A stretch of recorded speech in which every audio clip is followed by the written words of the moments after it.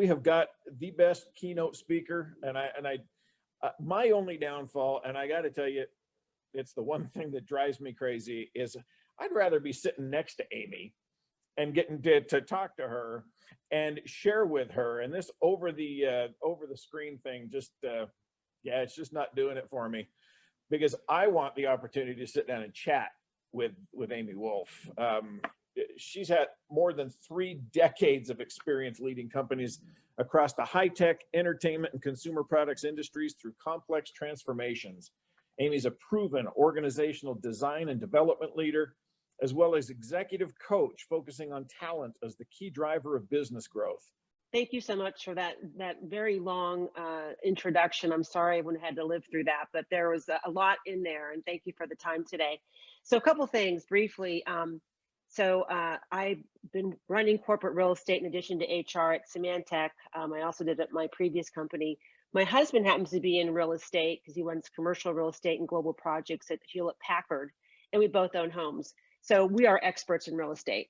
I say that jokingly because every time you tell somebody about real estate, they think they know everything about it. So I'm going to try and teach you what I know about how to really make the best out of your people. And hopefully you can incorporate that into the important work you do every day, helping serve the nation and in your local communities related to real estate needs. So I'm going to put my glasses on, and I'm going to really focus on how do you empower talent right now during the age of disruption. And this is not your typical age of disruption. So please pass on to the next slide, please. So you all have seen this. In fact, this is courtesy of the counselors for real estate, but there are so many things going on right now in your real estate landscape. You have COVID-19, which has impacts of demand, whether it's more demand at home for people to work in home offices, or has less demand in corporate real estate offices as people migrate out of those. You've got issues with economic renewal. In the 2020s, I understand there will be constrained GDP growth at 1.5 to 1.6% growth. So very low GDP growth as we dig ourselves out of this economic challenge we find ourselves in. From capital market risk, you know about this more than I do. There's lots of volatility. Pricing debt is challenging. So how do we make certain we get some sustainability in those practices? As you think about public and private indebtedness, you've got local impacts that really matter. And the US debt is now at $26 trillion, which equates to about $210,000 per taxpayer, which I think is around the median housing price in the US. So imagine all of that debt on top of debt and having people actually be able to invest in real estate. You have affordable housing concerns, and we certainly have it where I live in Silicon Valley, but you don't have enough affordable housing. As a matter of fact, there's a shortage of $7.2 million affordable rental homes for low income.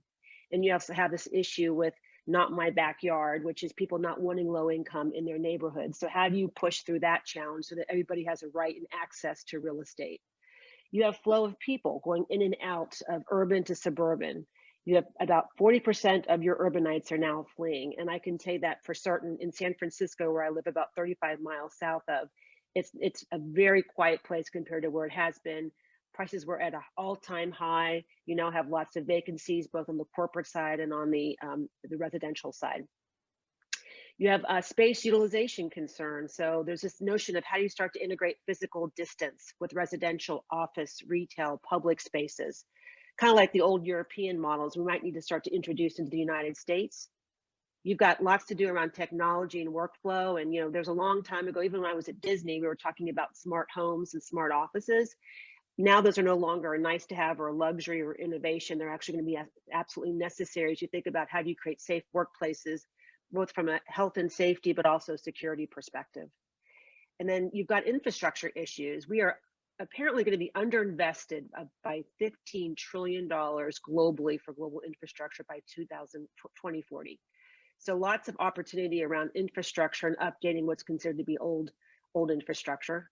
And then the last thing is you've got this notion of environmental, social, and governance, or ESG, which is really about more consciousness around focusing on stakeholders, especially in real estate, your investors, your clients, your tenants, your residents, your building staff, your contractors.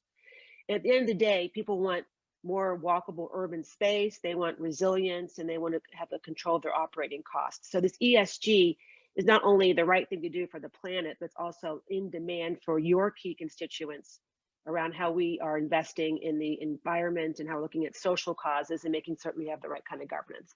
So I paint this picture not to overwhelm, but just to add in why this is so important now to focus on talent. Next slide, please. So what is this? Why is talent so important? So because of this dynamic change, you've got new technologies, as I mentioned, you've got globalization of markets and competition, more regulatory and compliance concerns. We have a huge demand for talent. And even though some of the businesses have slowed down because of COVID, many have accelerated based on their business models. And now people can shop around where they want to work and what they want to go do.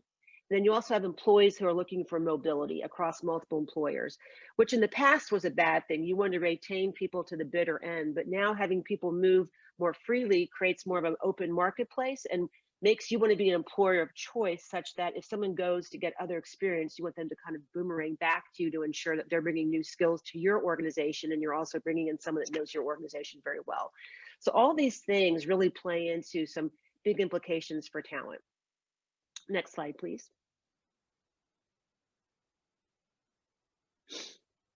And so the critical levers that we also need to be thinking about before I get into solutions for you, again, painting more context, is you need to be asking things about what jobs are really growing in your industry. Is it brokerage? Is it marketing? Is it go-to-market? Is it communications? Is it market intelligence? All these things are becoming more and more important in the real estate world based off of just the complexity and technology expectations and the competition. You also make certain that you're constantly training and upskilling your workforce. A great example is millennials really like to work through texting, and so they build relationships through social media. But very often in real estate, you not only build it through social media, but you build it through relationships. You also have to look at things like recruiting, and are you really recruiting for the skills and knowledges you need to continue to drive innovation and differentiate yourself? And then again, looking at millennials, how do you attract and engage them? How are you reskilling your aging workforce? You want to reflect your consumer base, who you're selling to specifically in real estate. So to make certain that you have women, underrepresented minorities, whatever the people you're selling to, you want to reflect that and who's actually doing the business with them. And then lastly, people are going to have expectations around what the future of work looks like, where they get to work, how they get to work, the flexibility that they have. So all these things, again, are things you need to be considering in your own businesses, whether you're a large real estate office or a smaller or mid-sized business. These are things that are critical regardless of your size to be keeping abreast of, so that you're agile and responsive to the market.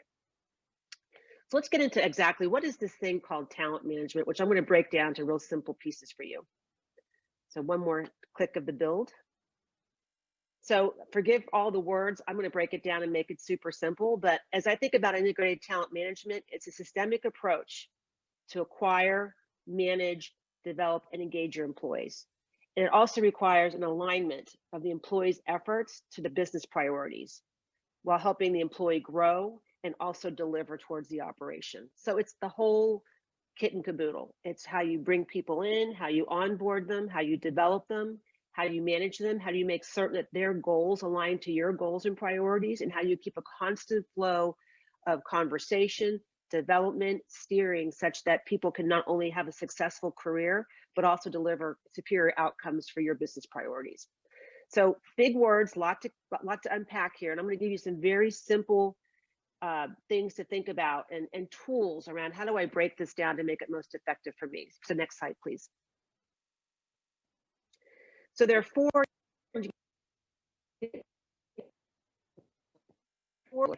The first one's workforce planning.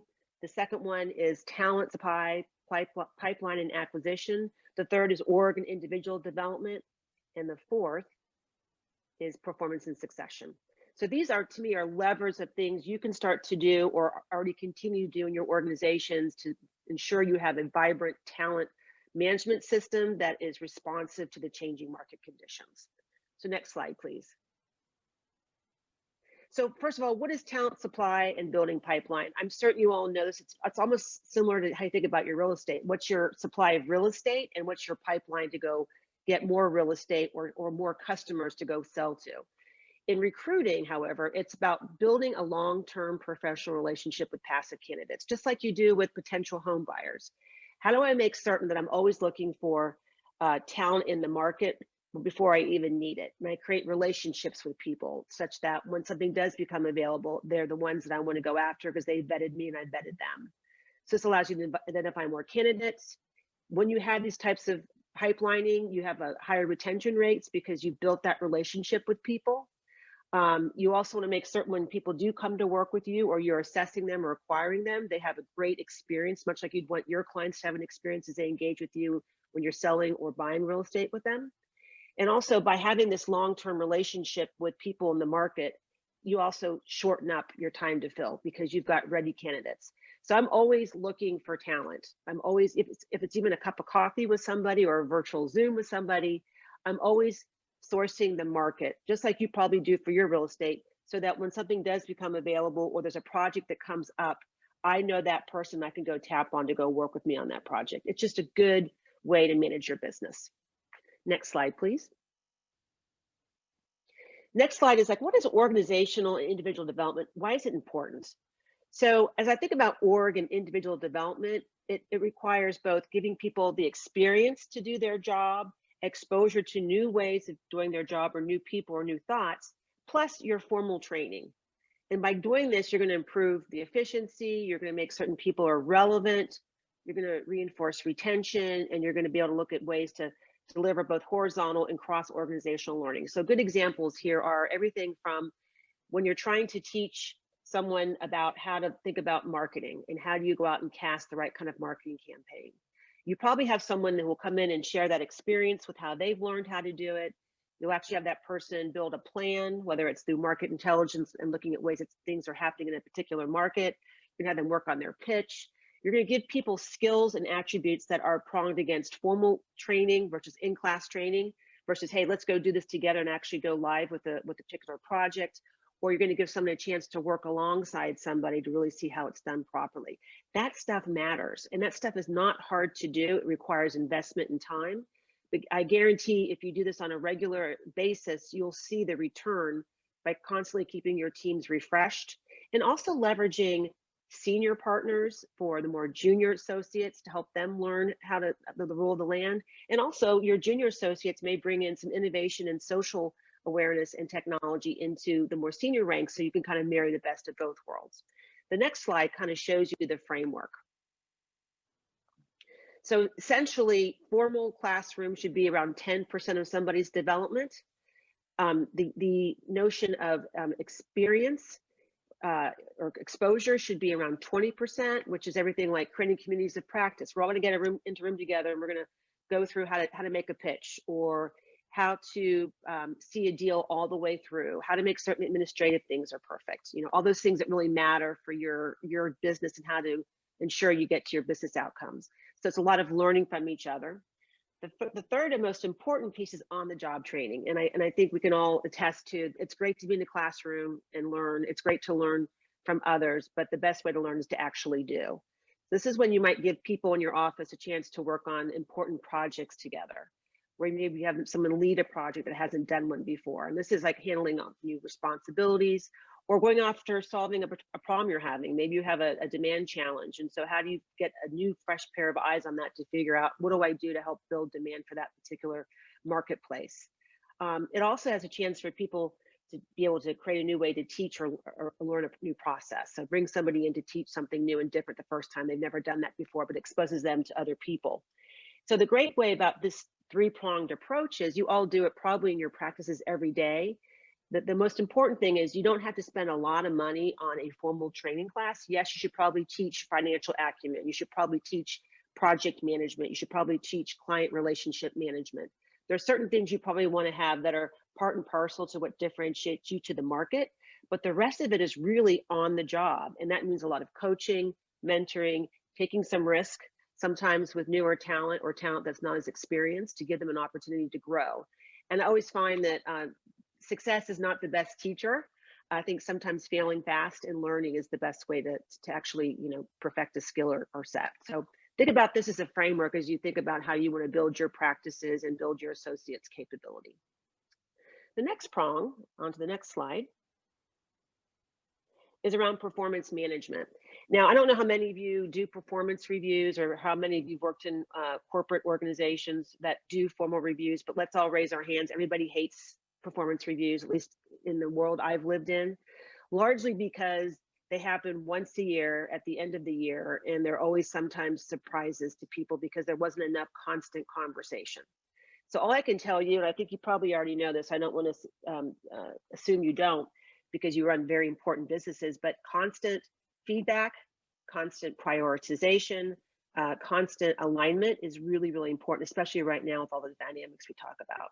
So when you think about really sustaining your business performance and also building transparency so nobody's surprised whether they're doing great, whether they have challenges, they should be really clear about how they're performing, not only from their own self-reflection, but also as a result of the conversations you may have with them as the managing broker or as the person overseeing the project, because you want to focus on people's performance and then their strengths. And I'm a big believer that while development is really important, very often you soar with your strengths and you really can mitigate your weaknesses. If you're really bad at something, I very rarely see somebody get really great at something unless there's unlocking a tool they didn't have access to. So I always say focus on your strengths and exponentialize those and mitigate your weaknesses. Second thing is, give people actionable feedback, not to say, hey, that was a great job today. Why was it great? What worked really well? What would you want them to reinforce? And if someone doesn't do well, like, sorry, that didn't go well today. Why did it not go well? How can they learn from it? To give them very course corrective feedback so they can really understand not what they did, but also how they did it. So it's not just, you did a great job today, you delivered that deal, but by the way, you stepped on lots of people to get there. That's not sustainable. You want to look at not what did you do, but how did you do it? And then you want to create an open and honest dialogue. I mean, I think now more than ever with the challenges we have with COVID, with the political challenges we've had, with everything else that's going on in the world, people want to know where they stand and they want to know they have trust where they work. And so creating an open dialogue is going to build on that, because without trust, you can have the best team of people, but if they don't trust each other, they will not get to their results. And the last thing I'd say is a result of performance management is it helps you understand who your critical talent are and who you really want to hold on to. It also helps you understand who are succession candidates. If I get promoted to the next level, or I need to build out a bigger project team, who'd be the candidates I'd want to have on that team? It also helps you understand what gaps you have. I don't have enough of this marketing talent, or I don't have enough of this communications talent, or I don't have enough of this selling talent, whatever it is that you're looking for. This really helps you understand that. And we never want to get caught flat-footed. And whether you're a big operation or small, you need to understand where your gaps and strengths are so that you don't impact your business because you were behind the 8 ball. Next slide, please. So here's a simple framework. And I think the most important thing is, as if you're an owner or a managing broker or whatever your role is, you want to make certain at a leadership level, everybody understands the priorities of your workplace. And I think earlier on, there was a conversation around what is your vision, mission, and value statements, which I think are really important, because that's what keeps people and attracts people and also holds you accountable to what you've agreed to be. It's important that everybody understands what your priorities are and your vision, mission, and values so that they know how to plug into those. So I always find it a sad state when there's an employee who's working on something, has no idea how what their project is really aligns and supports the broader business goals and outcomes. So I believe first you have to focus on aligning the employee's efforts with the business needs, and then use that as a way by which to evaluate their performance. So set simple goals. It's not 15 or 20. And I will say, when I was at Cisco, John Chambers was our CEO, who I love dearly, but we'd have 41 priorities as a company. Now you have to realize we didn't focus on all 41. It was confusing to the employees who didn't really understand at the top that there's only probably 3 or 5 that really things that really are the big rocks you have to go after. And those may shift day to day, month to month, year to year as your businesses change, as well as the landscape changes. Coaching on demand. What that means is don't wait till the end of the year to have a conversation. You should be constantly coaching and directing. And if it's not a daily thing, it should at least be a quarterly thing. But my sense of things is when you see something that's not working, you see someone doing a good job, that's the time to go in and coach and be part of that person's development. Review performance, which means not only getting formal performance input, but also informal feedback. And that's everything from, what did your customers think about how that transaction went? Would they come and use you guys again? Peer to peer, how did you two work together on this, and were you effective together, and what feedback would you give one another? So use like a 360 or 180 degree way to assess people's performance. And like, I don't know if you all do rating scales in corporate America. We do. I don't love rating scales. I think they confine us, so don't obsess about them. But just realize you want to have a particular perspective on what great looks like, and then assess people against what great looks like. And then you have to reward performance and behaviors. And that's really around, as leaders in your organizations, what do you really value most, and how do you make certain that that drives the culture you want to drive? Great examples. I've worked in places where the CEO was a bit of a mercenary, and really was all about paying people lots of money, and then they would therefore perform and everyone would win together. But paying people lots of money without holding them accountable to their behaviors and their outcomes is not going to garner you success. So as leaders, be clear about what kind of culture you're building. Is it a cohesive, collaborative culture? Is it tops down? Is it a culture where everybody's empowered to do their own thing? None of those are right or wrong. It's what works for you, but get clear about that. So when you begin to create that culture or reinforce that culture, you're able to have your employees understand what does success look like, and how do they align to that culture. So really important. And I cannot reinforce enough about constant conversation, especially right now when we're all on Zooms. We're not, as we mentioned earlier, face to face, shoulder to shoulder. Conversations and communications really matter, two-way. Next slide, please. So operating mechanisms, like, okay, Amy, you gave me some really great ideas. It's a lot to consume. How do I make this stuff stick? So the first thing that I just reinforced is constant listening.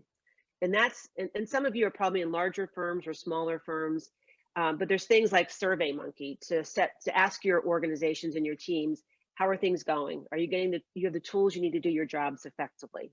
Do you have the right kind of communications to understand what's most critical? How do you believe you're being assessed, and do you feel like you're being treated fairly and equitably? Always having those conversations, whether it's through a tool or whether it's through focus group discussions and sitting down and having what we call roundtables or skip levels, where maybe the managing broker talks to the lower level administrative folks. Those things matter to people because, one, they want to be heard, and two, if you do actually do that type of effort, you have to make certain you close the loop and do it and provide them feedback about what you are going to go do to maybe close some gaps. So asking for feedback and not acting on it is perhaps worse than even asking for feedback. But I would encourage you all to make certain, especially now that you do this constantly, take the time to do individual development plans. And that means sitting down with somebody and really exploring, what do you want to be when you grow up? How can I help you get there? Where do you think you have strengths and where do you have gaps? And then you as the manager, what are your views of that individual, so you can feed into and help them create an individual development plan. And the big, I think, sometimes gap that we come up with is people say, I'm going to send them to a class, I'm going to fix them. Classes don't always fix people. I call it spraying and praying. I'm going to go to this class, I'm going to be the best salesperson afterwards. And we all know that's not the case. It's not only, sitting down in the class, but also the interactions you have, the projects you're given, the reinforcement and coaching you're provided. All those things matter. So when you create those individual development plans, make certain you're not just rotating on sending them into a class. The other thing is around best practice sharing, mentoring, and peer networks. I have to think in your ranks, there's lots of senior folks who've been there and done that and seen a lot. Leverage that experience. Take that experience in and have them mentor or do networks for peer-to-peer, or get in front and do a conversation with, or how-to session. Because there's a lot of younger and career folks that are coming in to real estate. There's a lot that do it part-time and teach on one side and real estate on the other side. There's a lot of you that are fully engaged and experts, and this is your craft. Wherever you sit in that perspective, you have a duty and responsibility with your experience to make certain you're sharing it. And it's also a very inexpensive, cheap way to share your knowledge and build capability with those who have less experience. The last thing I'd say on this is, think about rotation plans, experience, and exposure opportunities. And I don't know how much of this you do on the real estate front, but maybe you take someone from a commercial side and put them into residential. Maybe you take them from marketing and put them into the sales fronts. Maybe you take a back office person that's doing administration and put them into a different role. Whatever it is, having that that cross-functional capability and rotation will, one, help you with business resiliency because you've got someone who can do more than just one thing. If you're a smaller firm, you do need that fungibility or flexibility to give people the opportunity to learn new and different things. That also protects your business. And thirdly, it creates retention, because at the end of the day, the three things that really matter to people about jobs is, one, I want to work with a place that's creative and innovative where I'm going to learn new things. I want to work on challenging things. I want to be paid fairly for the work I do. Those tend to be the three things that people really focus on. So if you can create experiences for folks where they're sticky and want to stay because, hey, I keep learning, I keep being challenged, then that's where you're going to probably have the biggest bang for your buck. And the last part of that is, by doing this work, you really want to be focusing on building a culture of connectedness, recognition, and I'll say inclusion and growth, which I think is incredibly important right now. There's lots of studies out there that says if you give people, and I did one at my company, recognition that's duly noted and duly earned, you have 3 times more retention of that individual. And if you do it within their first 12 months of employment, you increase their retention rates by 60%. So it's something as simple as a note saying, great job, or here's a Starbucks card, thank you for your effort, or whatever it is that you do in your organizations. A small debt of gratitude and recognition goes a long way. And it also builds a place where people feel like I count. I'm part of the community of this company, and I know I can grow here, and I'm not on the outside margins looking in. I'm part of the group. So I think now more than ever, this is really, really critical. Next slide, please.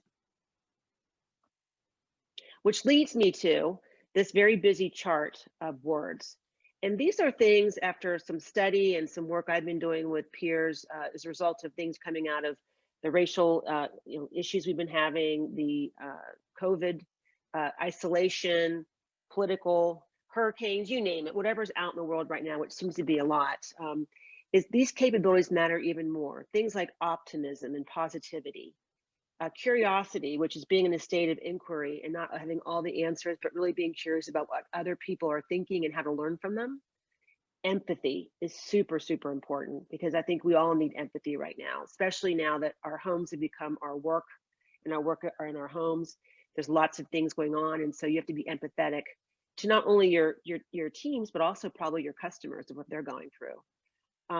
You have to have a lot around kindness and forgiveness, around, giving people grace during this time. So these things, while they're words on paper, they really matter right now. And they are the big topic of conversation with CEOs across the world around how they've changed. But really, it's an important thing we have to think about related to capabilities. Next slide. So this is I'm going to do the sales slide like you probably all would do with me, but why does this stuff really matter? And this is where the numbers hit the road, right? So if those organizations that really focus on talent management have significant advantage, they have less turnover, they've got higher revenue per employee, they have the greater ability to hire people, the best people possible. They have ability at 92% greater ability to respond to changing economic conditions, which we all know is very critical right now. And they have a greater ability to plan for workforce and to develop great leaders. So this is not motherhood and apple pie, it's quantitative data, but most importantly, it shows that if you invest in your people, if you take the time to ensure they're aligned, they're prioritized, they're focused on the most important things, they're getting constant feedback, they're part of the solution and learning, you're going to get superior results. And not only that, your customers will experience better results and experiences working with you, because they'll be working with a group of employees or project teams or whatever you have on your real estate front that really care and are focused on the customer. And those things really do in a very short period of time. I'm going to go to my last slide, which is largely a conclusion of thank you for your time. And what questions do you all have? I know we're in chat room, so maybe someone can help me moderate this, but I'd love to answer any questions and or have you share stories of where you've had success related to how you've invested in your people. Well, thanks, Amy. We've got the chat box open if y'all have some questions or want to share. I want to thank you for sending all of your California folks out to Utah. And Arizona and Oregon. We're facing yeah, a massive problem out here in hiring. We've got Northrop Grumman in my city that just is now got the brand new ground-based strategic deterrent system. They've been awarded this massive contract and are bringing roughly 4,000 people to our area. As I drive through their parking lot, almost every plate is from out of state. They're bringing them from all over the United States to take these jobs. And our problem is, and you kind of talked housing, it brings on multiple issues. A year ago, we had about 2.5, almost 3 months of inventory.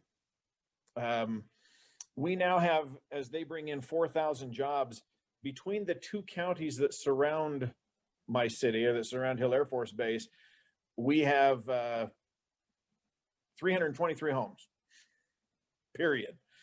We've got 323 homes for sale to somehow fit all of these 4,000 people in there. And it's driving prices up to where nobody can afford it. Our low income housing is non-existent, and it causes an HR issue. As they try to hire people and their first question is, where do I live? And the answer is likely at least an hour away.